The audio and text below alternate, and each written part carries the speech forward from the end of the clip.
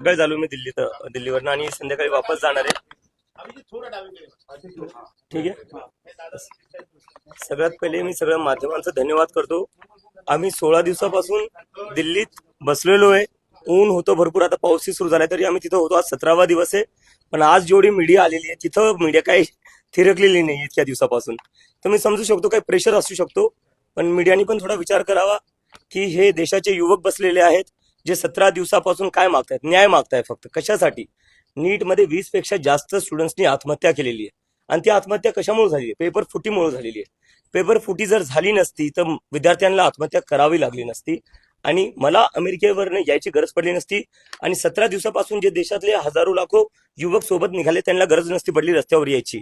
तर कुठं ना कुठं सरकारने याची दखल घेतली पाहिजे.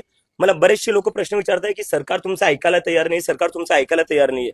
तर माझ्या मनात हा प्रश्न येतो, मग सरकार ऐकणार कोणाचं? डोनाल्ड ट्रम्पचं? डोनाल्ड ट्रम्प म्हणतात रशियाचं तेल घेऊ नका, नरेंद्र मोदी लगेच तयार होऊन जातात. डोनाल्ड ट्रम्प म्हणतात टॅरिफ कमी करा अमेरिकेवर चढ, नरेंद्र मोदी लगेच तयार होऊन जातात. पण जेव्हा विद्यार्थ्यांचा प्रश्न येतो तेव्हा असं म्हणतात की विद्यार्थ्यांचं ऐकणार नाही. तर सरकार ही जी बनलेली आहे ती कोणाच्या मतांनी बनलेली आहे? आमच्या मतांनी बनलेली आहे का डोनाल्ड ट्रम्पच्या मतांनी बनलेली आहे? हा माझा प्रश्न इथं आहे. हिंदी में बोलिए। 17 दिन हो चुके हैं, आप कंटिन्यू स्ट्राइक पे है, अभी तक आपकी डिमांड